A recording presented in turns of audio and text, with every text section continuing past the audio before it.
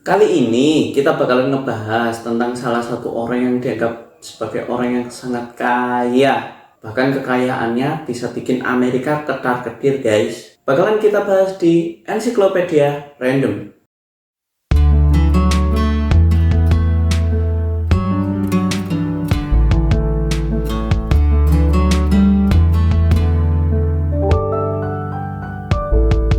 Amerika Serikat pernah punya masalah banget sama negara yang namanya Kolombia. Hal itu dikarenakan cuman oleh satu orang yang benar-benar berbahaya menurut Amerika. Kita kenalan dengan yang namanya Pablo Escobar. Bagi mungkin orang-orang yang usianya seperti saya yang sudah cukup berumur, nama Pablo Escobar mungkin terdengar sangat umum.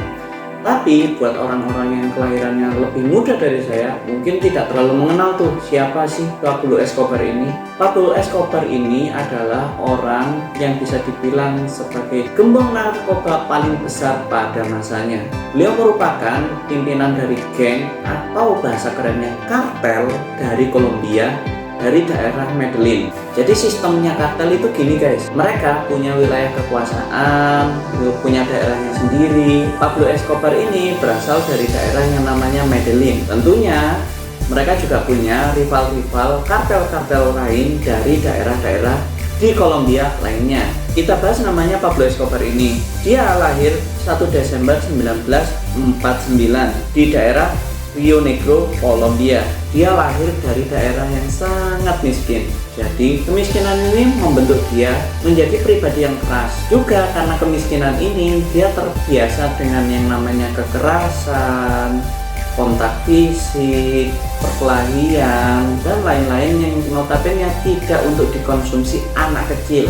Nah, sampai pada suatu waktu Pablo Escobar ini ketemu tuh namanya kokain, atau biasa kita sebut secara umum sebagai narkoba. Beliau kenal dengan kokain dan beliau tahu bahwa Kolombia sangat cocok sebagai lahan untuk pembiakan kokain. Dia mulai tuh bisnis untuk produksi kokain, dan dia tahu bahwa kokain terbaik di dunia dihasilkan di Kolombia. Akhirnya mulai tuh, karena kita tahu bahwa kokain ini barang haram dan barang yang nggak benar.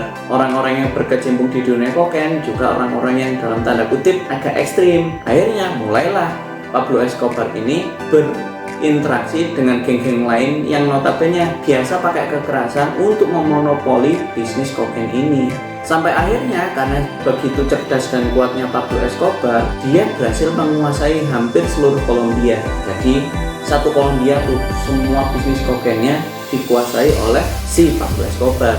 Selain itu, Pablo Escobar juga orang yang pinter banget dalam namanya pencitraan. Dia sampai dijuluki sebagai Robin Hood-nya Kolombia karena sering banget nolongin orang-orang miskin, sering bagiin makanan, sering bagi-bagi barang yang dibutuhkan. Tapi di balik itu, dia juga sering bagi-bagiin senjata ke anak-anak muda untuk merekrut mereka menjadi bagian dari kartel Medellin-nya si Pablo Escobar. Banyak cerita unik untuk Pablo Escobar ini, seperti percaya atau tidak, untuk waktu itu Pablo Escobar bisa menghasilkan uang sekitar 90 miliar hanya dalam waktu 1 hari.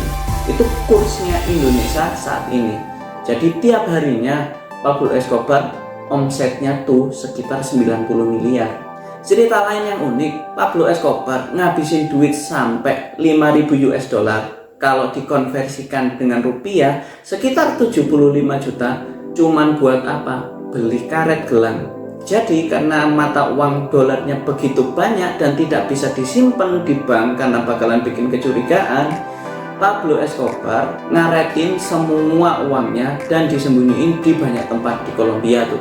Ada juga cerita unik lain di mana Pablo Escobar saking kayanya ketika dia di penjara, dia nggak mau tuh masuk ke penjaranya pemerintah.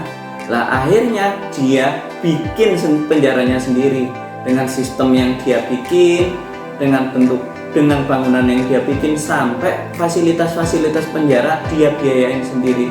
Dan akhirnya jatuhnya nggak kayak penjara, lebih kayak rumah penginapan yang banyak fasilitas hiburannya. Pablo Escobar juga pernah punya cerita lucu di mana dia ngebakar uang setumpuk. Ada yang bilang sampai 2 juta dolar cuman buat ngangetin anaknya, saking nggak ada harganya tuh uang buat Pablo Escobar.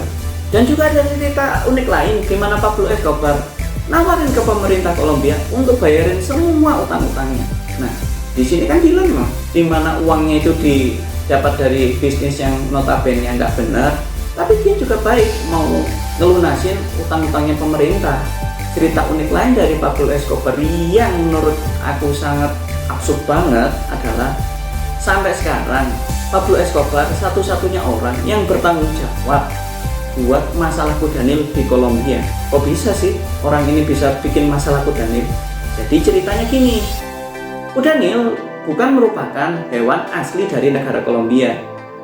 Tapi karena Pablo Escobar seneng dengan yang namanya kudanil, dia ngimpor tuh dari benua Afrika menuju ke negara Kolombia.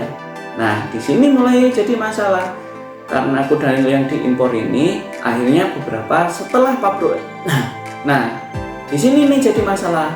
Setelah Pablo Escobar meninggal ketika ditangkap, kudanil ini gak ada yang mau ngurus. Akhirnya karena kebutuhan makanan, dia lepas dari kandangnya dan menuju ke sungai-sungai terdekat. Karena notabene kudanil kan memang butuh air tuh. Tapi karena kudanil bukan makhluk asli dari negara Kolombia, gak ada predator alami yang benar-benar bisa bunuh kudanil.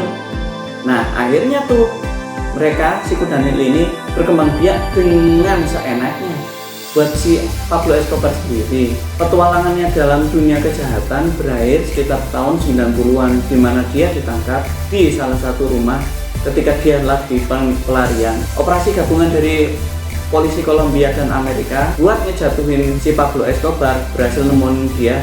Ya semoga aja kita belajar dari Pablo Escobar ini, belajar bagaimana dia cerdas untuk mendapatkan harta sebanyak itu, tapi di jalan yang benar.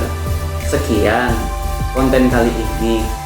Jangan lupa klik like dan subscribe apabila Anda terhibur dengan konten kali ini. Semoga konten kali ini bernilai informatif. Dan jangan lupa klik tombol notifikasi untuk mendapatkan update terbaru dari Ensiklopedia Random.